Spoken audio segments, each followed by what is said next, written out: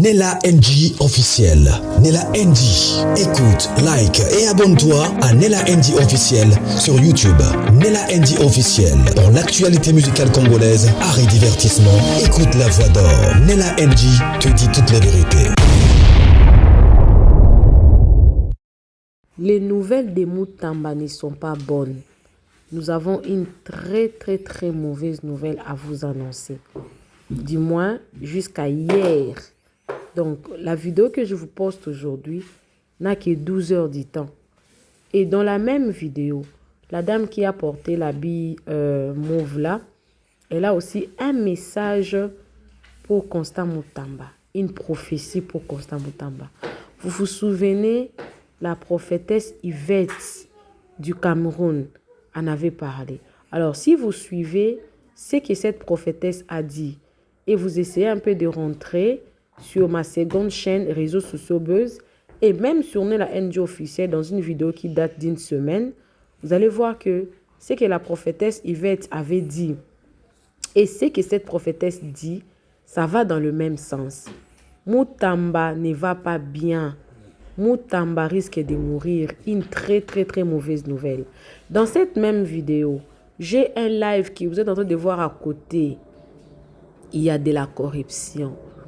Vous savez, nos politiciens ont l'habitude, si on l'a arrêté par exemple, il tombe malade.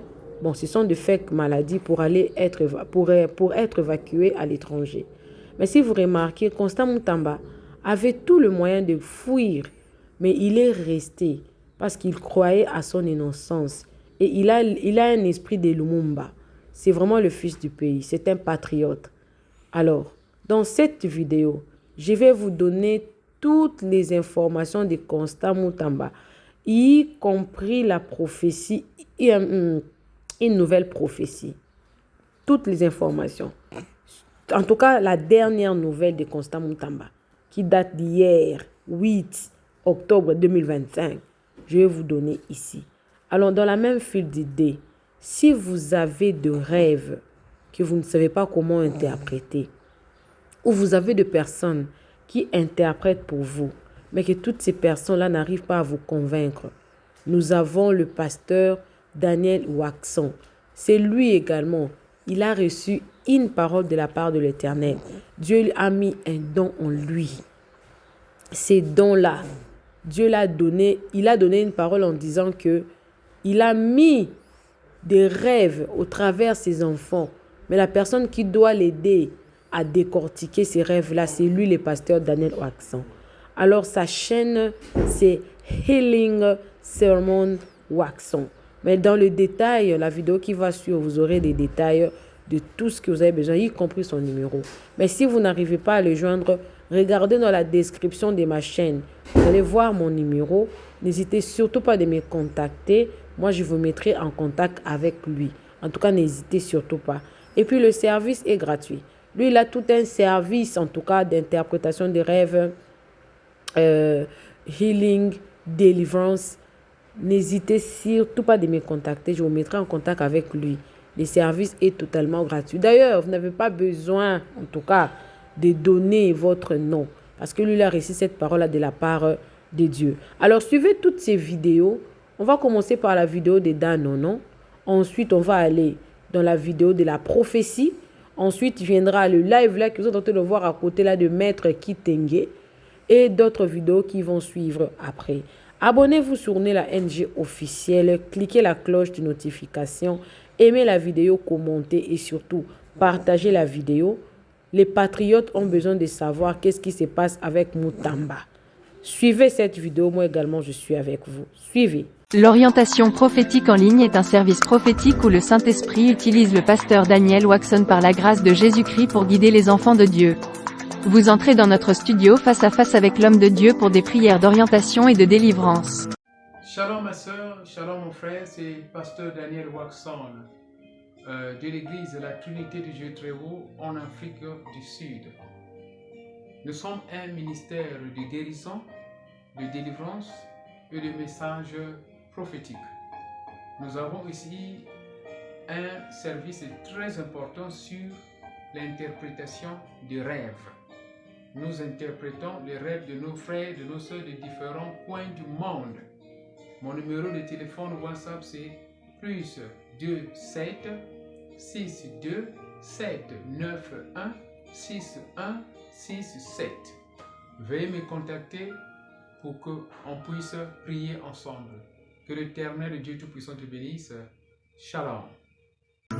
Rendez-vous sur notre site www.jesuschristthehealer.com pour vous inscrire. N'oubliez pas que la distance n'est pas un obstacle. Jésus-Christ vous aime. L'interprétation des rêves et les prières de délivrance est un service prophétique qui déverrouille les messages cachés de Dieu à travers les rêves. Ne vous précipitez pas pour interpréter. Nous le répétons, l'interprétation des rêves et les prières de délivrance est un service prophétique qui déverrouille les messages cachés de Dieu à travers les rêves. Ne vous précipitez pas pour interpréter vos rêves, tout le monde ne peut pas interpréter prophétiquement ses rêves. Contactez un homme doué de Dieu. Rejoignez. À très bientôt. Muta balobi ba evacuaki ba memie na hôpital batu bazalaki bele kuna mais ba docteur ba boyaki batu bakuta pe basalaki opération lobi tangu na bandaki koya ko ba muta mbasa malade bo bandaki ko finga batu basalaki opération lobi liso oya gauche bandaki ko mona lisusu te il faut ba opérer basalaki opération lobi opération ya kozwa 20 minutes mais opération zwa ki 3 heures du temps. Bon, très bien. Pour avoir des informations à libérer à maman. Opération à kozwa 20 minutes ou bien 30 minutes. Opération ça là qui 3 heures du temps. 3 heures du temps. Miso, lisone au à gauche et banda qui sous komonate. Il faut ba opérer. Balobi opération ne kenda ki biente. Na moni na bomaka kabino mitema. Parce que la vérité blesse, mais resterait la vérité. Opération wana basala kekenda ki biente. Pendant nos salles d'opération ba umelaki. Ba umelaki opération a ça la 20 minutes 3 heures du temps. Il faut si kotangu ba opérer opération kenda ki biente. Il faut ba zonge la disu ko opérer. Docteur alobi ye wana na Kinshasa za na makasi te ko opérer lisusu. Il faut kende na ba mboka bazana ba machine ebele.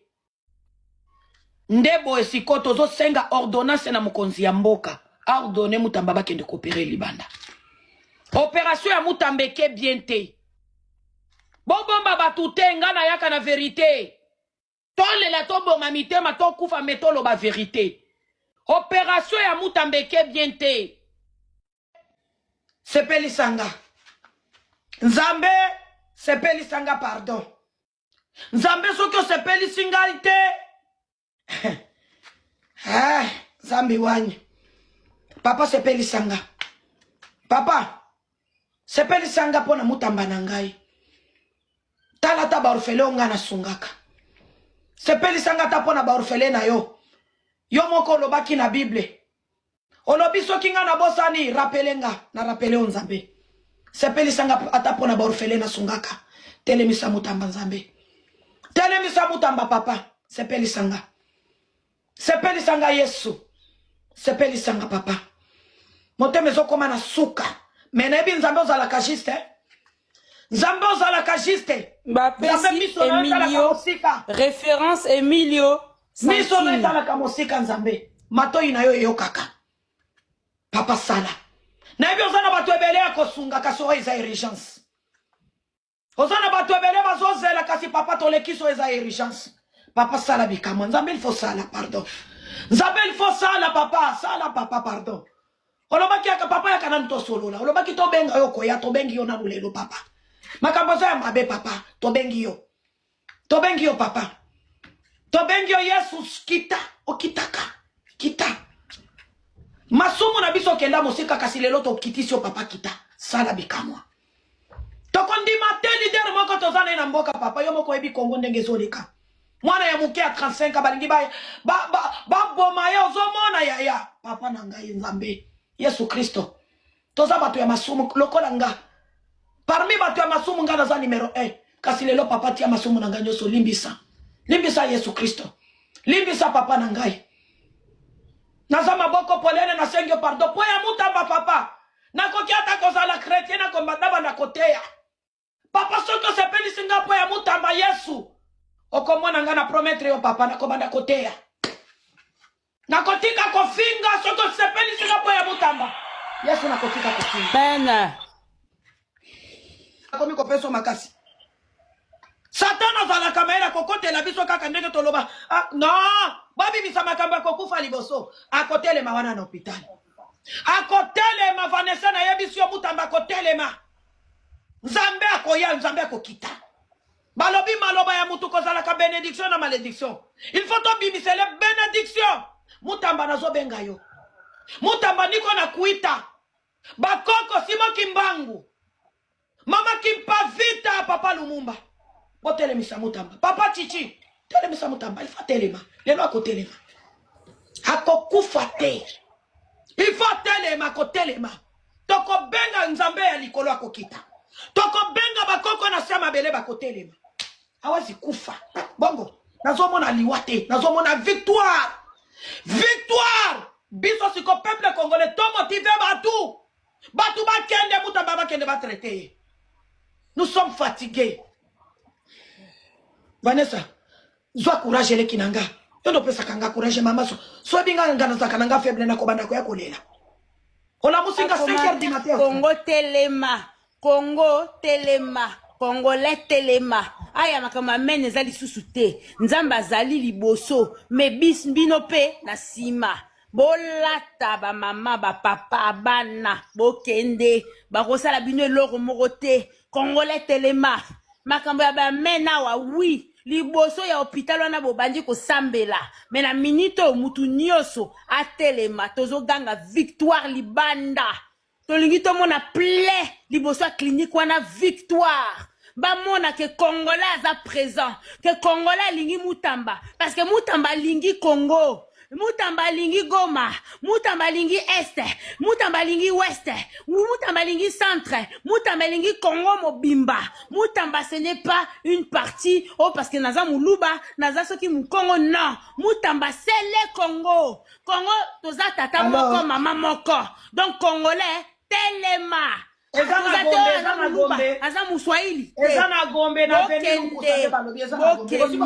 Tout de suite, Congolais telema. Bobby Malibanda. Bobby micro, benga biso na appel vidéo. Benga biso na appel vidéo. Oui. Soma micro papa. Ni wana. Soma libosa clinique wana. Soma libosa clinique wana. Mutu nyoso azala ya. Micro eza combien micro? Soma micro papa bakosa lote toza na démocratie. Soma micro kendo komande ko ganga mutamba za malade. Soma micro. Kota na bawenzana kuna. Ok. Somba micro. Il faut somba micro. Ba ngana bisio oyo ya turo oyo. Toko zwa solution. Ba si ba komi na Gombe ba petit frère nanga.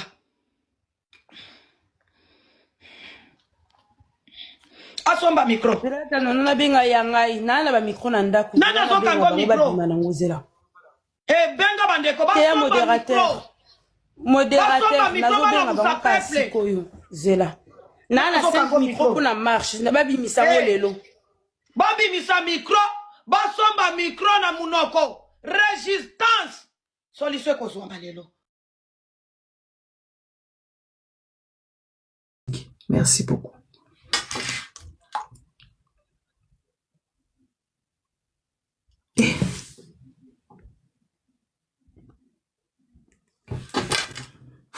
Allô? Allô? Oui, papa conseiller. Mais maman, merci ndengo pesinga maloba. Ya koloba mingi zate, tozali a confirmer évacuation ya Mutamba na urgence. Il y a 2 minutes maintenant là à s'affaiblir. Toza ko senga la bino prière. Ba oti ko bimisela ipeki na ambulance à s'affaiblir. Ba memi na hôpital et pas un médecin privé na Lukusa. Maintenant là, c'est urgent, nous appelons tous les peuples congolais, yako matana prière, yako tia pression et pas ya nzambe, apesa ena no abatela ye, nzoto na eba zongisa yango, nzamba abatela ye. Et bo lelate, eza moment ya kolelate, eza moment ya prière. Eza moment ya prière, yako senga pa ya nzambe, apesa ye makasi. Apesa ye makasi, abima na hôpital wana soki nzambe abikisi ye bazongisa ye na ye mpe kini te azonga epai na ye na ndako. Voilà, message na opesa yango wana naza kokende bipai na bipai mpona kopesa yango. Merci. Papa conseiller ndenge ozoloba nanu boye nazo sentir déjà que yo moko tension eza ya komata papa. Boza na posa tosala ba crise na butowa, boza na posa tosala ndenge nini papa. Kaka boye mbala moko état de santé c'est grave papa. Oui, état de santé c'est grave kotaki maladie a accumulé maladie na kati ya prison abandaki kozwa basoin malamu te asali à s'affaiblir yango bamemi na urgence. Mboka nini balingaka bato soki komi état de santé c'est grave. Siko état de urgence ngo ya Congo wana papa. Solution monsieur nzambe nanga biso. Solution na biso eze pa nzambe maman. To sambela. To en solution msute. Merci.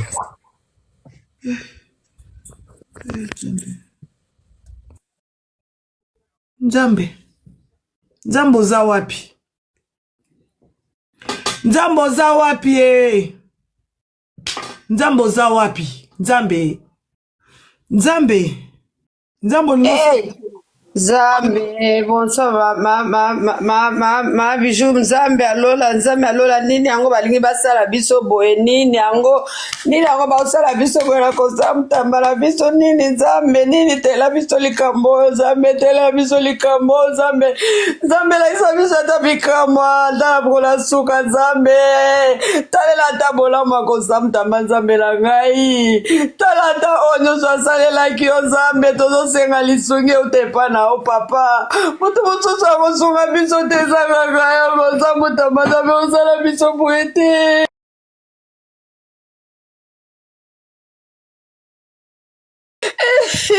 Nzambe tozosengaka lisungi epana o towana mosusu te lisungi okoteka epana o Nzambe nazosenga makila na o Nzambe ekende kosimba place kosa mosamba azolala na minute o Nzambe tozobrise esprit nyonso ya maladi esprit nyonso demoniake Nzambe tozobelela makila na yo Nzambe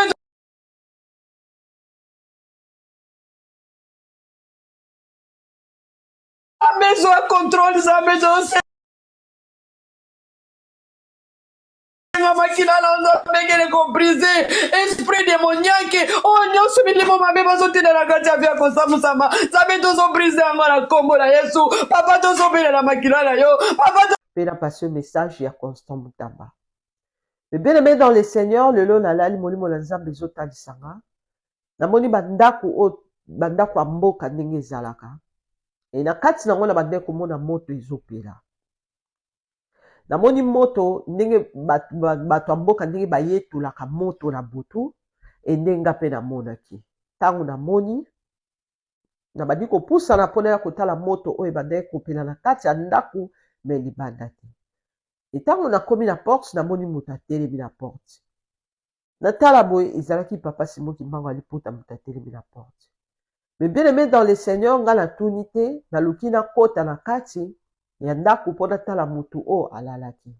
E nafungoli porte na koti e empêchaki ngai pe te na kati na pongi na kati na vision ndenge na bandeki komona empêchaki ngai te akangeli ngai pe porte te na koti ti na kati na moni ezalaki Constant Mutamba alali azobouge te azoningana te me azalaki kaka ya kolala e moto ebandaki kopela wana. E ntango namoni nabandi kotuna Constant Mutamba ngabi ozobela wana na kati na pongi mebele ngabi ozobela arépondre nga te eloko pe te parce que azalaki mpenza alagoni. Mais bien aimé biso nyonso toyebi baimage ezotambola ke Constant Mutamba azobela Constant Mutamba azomonana te Constant Mutamba na kasho Constant Mutamba abimi e kote azali biso toyebi te e nga nalali Nzambe aye kopesanga message yango naye kobema oyo ezali message.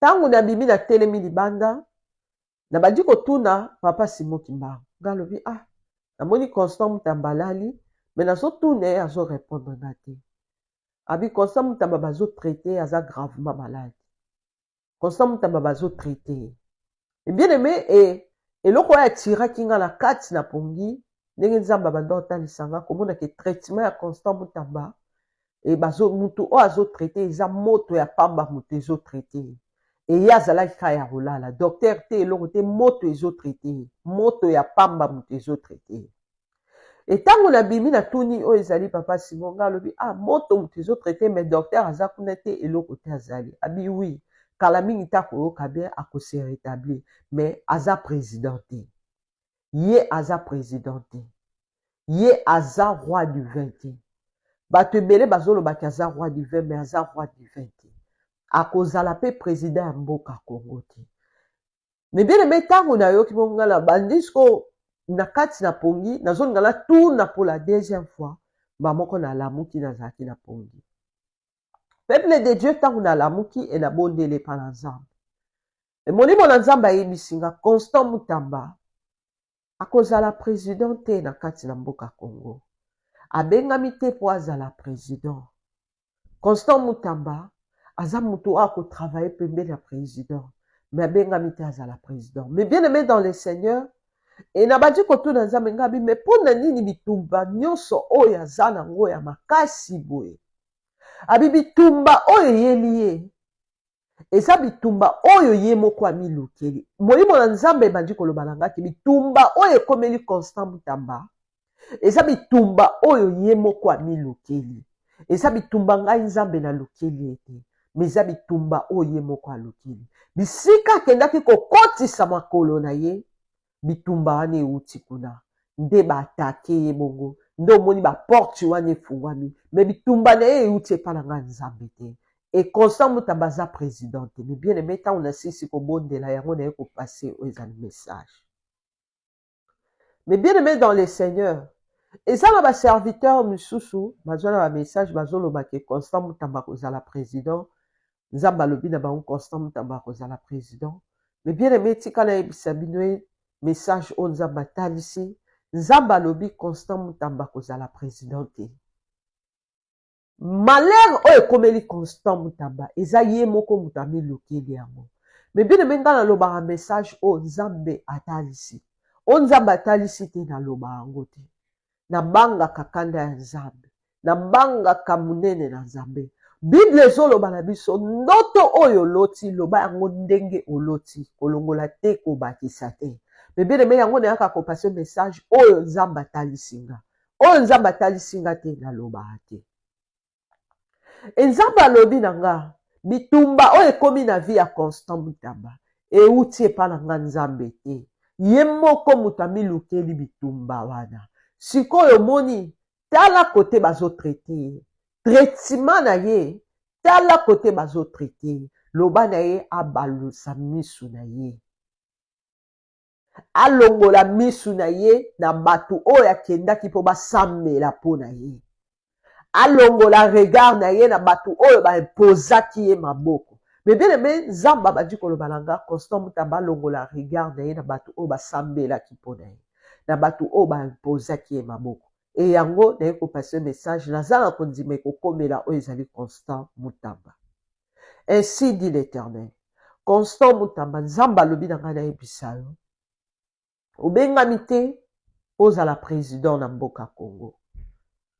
obengami mpo travailler pembeni ya mokonzi mpo na bato nyonso bazwa na message ko kozala président eza ainsi dit l'Éternel te mais eza ainsi dit bango moko eza ainsi dit pasteur eza ainsi dit prophète mais eza ainsi dit l'Éternel te nzambe alobi na ngai nayebisa oyo kozala président te na mboka Congo me okotravaille pembeni ya mokonzi ya mboka obengami na bamission ya minene pembeni ya mokonzi ya mboka me obengami te ozala oyo ezali président nzambe alobi nayebisa yo bamakambo nyonso ekomeli yo bambonge nyonso ekomi na vi na yo eza yo moko moto olukaki yango mpo okendaki kopesa motu na yo epa bapaster oyo bampozaki yo loboko nzambe apesaki yo mission mpo na baeglise de réveil mais bien aimé eza na bapaster mosusu bazoloba ke nzambe asilikeli oyo ezali Constant Mutamba mpo na ndenge asimbaki oyo ezali eglise mais bien aimé tika nayebisa yo nzambe asilikeli Constant Mutamba te mais nzambe alivre nde Constant Mutamba na maboko ya bapasteur mpo Constant Mutamba azalaki na mission ya kokotisa ordre na kati na eglise Pour être église de réveil, mes bien-aimés, et côté ici désordre, makasi na kati ya mboka na biso Congo. Ba serviteur de Dieu, ba côté ici désordre na kati ya mboka na biso Congo, mes bien-aimés. Mais bato ebele bazoye ba o ezali likambo wana te ke église de réveil ememi désordre na kati ya mboka Congo, mes bien-aimés. L'église etondi na kati na mboka na biso ememi désordre. L'église ebele etondi na kati na mboka na biso, mes bien-aimés, ememi désordre. Tomemi ba nzamba bapaya na kati ya mboka Congo. E nzamba pesaki o ezali constant mutamba mission. Et constant mutamba devie mission na ye. Pona ko kende ko gumba mela o ezali ba pasteur ana ba imposer maboko. Nde côté malheur na ye outi. Nde côté malheur ya constant mutamba outi. Mais nzambe na bolingo na ye aye kotalisa côté sikoyo o bazo traité o ezali constant mutamba. Et message o ye bana kokomela o ezali constant mutamba. Oui, ozoloba ki oza incarnation ya Lumumba. Ozoloba ki oza incarnation ya Lumumba, mais tika na yebisa yo. Lumumba ko reconnaître ye, oui, eza bien. Aza héros ya mboka na biso. Mais tant que reconnaître o ezali sibo ki mbangu te, prophète, na kati na mboka na biso, yeba ki okozalaka na bitumba ebele. Yeba ki okozalaka na bitumba ebele. Tant que okotisi o ezali ordre te mission o nzamba pesaki na yo. Soko kebi te bako éliminer yo. Pour kozala sans protection. Pas bate o dévier o ezali mission o nzamba pesaki yo pour na église de réveil. Oyebi na ko dévier o ezali mission. Nzamba lobi na ngala yebisa yo. Ako rétablir yo. Oko koma bien. Mais continuer o ezali mission o apesaki yo pour na église. Na kati na mboka Congo. Mais bien aimé, mboka nini ezala na église ebele beloko mboka na biso Congo. Toza na église sorte nyonso ya église. O na kotanga ta kombo te. Nyonso ezala mboka na biso. E ba s'imposa bien aimé. Ba s'imposa na kati na mboka Congo. Ba matisa ba nini ba banderole na bango partout. O église songolo pakala. Église songolo pakala. Bazana nzambe na bango bagumba belaka. E bazwa pe autorité na kati ya mboka Congo. Na kati ya église de réveil ba kotisa ezali bato na bango. Ba pasteur ebele bozo monda na bibele mais baza ba occultiste. Baza église na bango ezala ba deux fois na kati me bien aimé. Ba pasteur ebele baza ba deux fois mais bana na nzambe bazoye bango te. Bana na nzambe ebele bazoyeba te ke ba pasteur ebele baza déjà initié. Et mission nzambe apesaki constant mutama mpona kokotisa ezali ordre. Oui, mais bien aimé, église eza ya nzambe. Mais nzambe akoki kotelemisa mutu po akotisa ordre. Nzambe ntango amoni ke ba pasteur bakomi ba guru. Yokanisi nzambe azomona te. Est-ce que nzambe akokita na se po aya kopesa o ezali ordre te nzamba kotelemisa kaka mutu po apesa o ezali ordre et mutu wana ezalaki constant mutamba me a dévier o ezali mission ake kogumba mela bato agumba malaki e nzambe ye moko apesi nzela po mabe ekomela ye. Mikolo eleki na kati na chaîne au peuple de Dieu napesaki message nzambe atalisaki bakangi constant mutamba bato ebele bafingaki nga.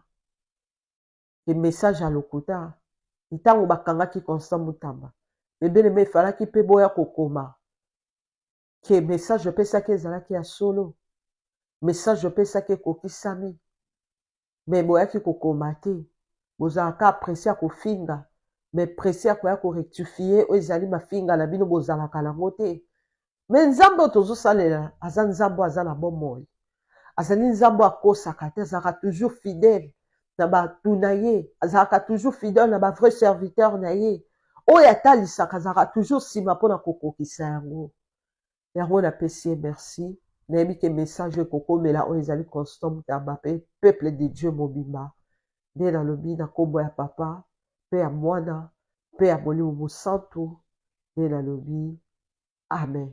Que Dieu vous bénisse. je ne dois pas ici ignorer les efforts, hein, ou les apports que Maître Kitenge nous a apportés dans ces sagas judiciaires où Maître Constant Mutamba était victime pendant tout ce temps. Mais néanmoins, je dois vous dire que, d'abord, Maître Mutamba n'a jamais consulté Maître Joël. Maître Joël s'est invité. Il m'a contacté parce que nous nous connaissons depuis longtemps. Mais ce qui est vrai, il a porté beaucoup. Je dois le dire ici. Mais nous savons comment Maître Joël se comporte par moment. D'accord. Je ne sais pas qui l'a approché, qui lui a donné ce qu'on lui a donné, parce que ce sont des gens qui aiment toujours manger, qui sont prêts à tout. Maître Mutamba, je dois vous dire, je vous ai dit à l'entame ici que je suis avocat de son cabinet. Je suis son avocat personnel. Ah. Vous pourrez le Les vérifier. amis, vous avez écouté, c'est l'avocat personnel de Constant Mutamba.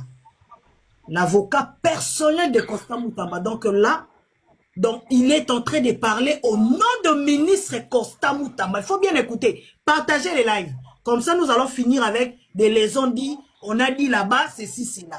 Continuez, maître, s'il vous plaît. Vous pourrez, madame, vous pourrez les vérifier auprès du conseiller David Enzo. En tout cas, le ministre Mutamba, Azali, s'il vous plaît, maître Valentin. Le conseiller David Enzo,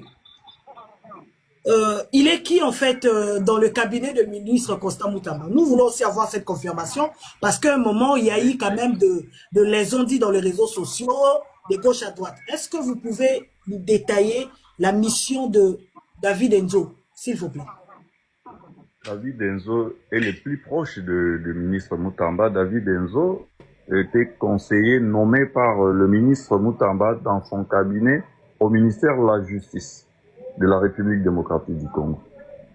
Merci beaucoup. Ces jours, ils sont plus proches. Merci beaucoup, maître, juste pour la confirmation. Au moins, la communauté, la diaspora congolaise, vous avez eu cet éclaircissement concernant David Enzo Talaja. Oyo azalaka biso amataka na ba panel, presque tout le monde. Vous avez la précision, vous avez la confirmation. Comme ça, Batoba Milorbiche les ont dit. Je pense que vous avez eu votre dose. Hein. C'est fini. Bossilama, merci. Continuons, maître. Donc, nous parlons de maître Joël Kitenge, oui. Comme je disais tantôt, maître Joël nous a beaucoup apporté dans les procès. Il y a maître Constant Mutamba. On ne peut pas ignorer effort Union Soto et Asali, courage, Naye et tout. Mais nous sommes au regret de constater que notre ami, notre confrère, s'est permis, sans avoir des informations, comme je vous ai dit ici, aucun avocat n'a accès à maître Mutamba, à ministre Mutamba, sauf son médecin et son épouse. Et nous, ses proches, et nous d'ailleurs, nous y allons que lorsque lui-même nous appelle. Ok?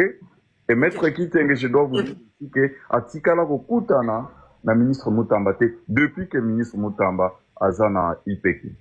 Alors, il ne peut pas se permettre, on ne sait pas, il est manipulé par qui, vous savez comment ça se passe. Tout ça, Ezali, juste pour Nako, discréditer Maître Mutamba, qui est en train de souffrir. Azali Kobe la Makas, il y avait un problème, il y a mis un problème, il mérite d'être pris en charge intégralement et effectivement par ce médecin. Il n'y a qu'un seul médecin qui arrive à passer de l'autre côté.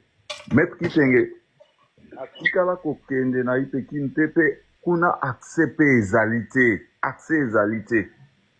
Alors dire que voilà Maître Mutamba, le ministre de la Justice, l'ancien ministre de la Justice, Bapesier, Azana na Villa, na Gombe, Azali, tout ça, c'est juste une façon ya koluka, pour discréditer pour population, tout le peuple qui croit au changement, qui croit en lui, croit que voilà, Yépe à Koti Nakati ya système, et puis il a été corrompu pour servir intérêt naïe au détriment à intérêt à peuple congolais. Je vous dis, je connais l'homme, ça fait plusieurs années, j'ai grandi à ses pieds, c'est lui mon c'est lui qui m'a appris les ABC, c'est lui qui m'a appris la vie. Tout ce que je suis aujourd'hui, c'est lui. Je connais l'homme.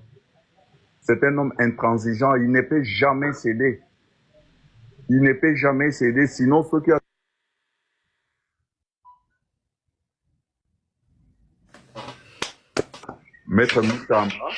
Maître Moutamba pouvait bien se faire de l'argent. Vous savez, dans ces pays, lorsque Moutazo comme un ministre, c'est une occasion de se faire de l'argent et partir. Mais vous avez vu combien il a dénoncé. Il a refusé d'intégrer les systèmes Yaba mafiés, ces systèmes qui a fait à ce que Balouka tout prix bas écarté. Combien il y a eu de propositions, des sommes astronomiques. Il a toujours refusé, rejeté toutes ces offres-là. C'est pas aujourd'hui parce qu'il est condamné qu'il va accepter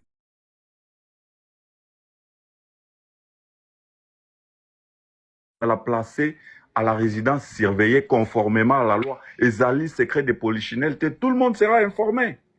Et Akobimana Boutouté, Nakati Aïfekin, Akobimana Moï, escorté par le peuple congolais, jusqu'à l'endroit où il sera placé en résidence surveillée. Pourquoi il quitterait la nuit pour aller? C'est pour quel intérêt? C'est pour quel intérêt? Donc nous condamnons avec la dernière énergie au nom du ministre Moutamba ce comportement de notre confrère Kitenge, qui consiste à tout prix.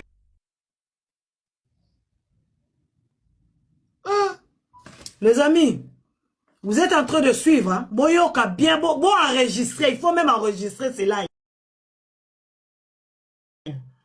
Il faut enregistrer les lives. Bino Batouya, Balobi, Toyoki. Venez écouter ici. Nous avons le maître avocat de Moutamba, il est là. Oui, maître, on vous écoute. Oui, madame, nous mettons en garde maître Kitenge. Je lui ai écrit, je l'ai appelé, il n'a pas pris. J'espère qu'il va me rappeler, parce que c'est moi qui l'ai fait entrer dans ces procès-là. Alors, nous les mettons en garde, parce que si il va continuer, il va s'illustrer toujours dans le système Wana, comme il veut être avec nous, il souffle les chauds et les froids. Après, à Longwe, à Keikuna, essayer juste pour discréditer notre leader. Nous ne sommes pas d'accord. S'il va continuer comme ça, nous allons saisir les conseils de l'ordre pour qu'il soit sanctionné, parce que nous ne serons jamais d'accord avec ce genre de comportement. Mes amis, j'espère que vous avez écouté la réponse de maître Valentin Moulumba, qui est l'avocat personnel même du ministre Constant Moutamba. Il travaille avec le ministre Constant Moutamba. Vous l'avez très bien suivi, et ici, ça blague pas. Vous racontez des histoires, je sais pas, qui ne tient pas debout, bah portez bino plainte. Ça rigole pas. Boyo qui réponse naïe. Bino nyonso bozala ki bolobi, maître Kitenga lobi, y a confirmé, yende. Boyo qui maître a si précision lobi, ba yebi en mote. Joël Kitenge n'a jamais été reçu par le ministre Constant Moutamba. Boyo ki yango. Donc, to chama ina mon côté. Joël Kitenge, so qui a corrompu quelque part, alors, bangon a cabinet à ministre Moutamba, ça ne rigole pas là-bas. So qui a continué, bako kende na makamuni kolo makasi, parce que, via Moutamba, ne mouteza en jet. J'espère que vos réponses n'a communiqué, il y a, moi namboka, Joël Kitenge. Donc, biso totikali, to fongola matoi, toyo kamarami bazoloba, c'est du sérieux, ce n'est pas de la blague. Et ça blaguité. Ministre Constant Moutamba, depuis qu'il s'est fait arrêter, depuis son arrestation, atikali kokutana na avocat mon côté. Maître Valentin, vous confirmez biso yango?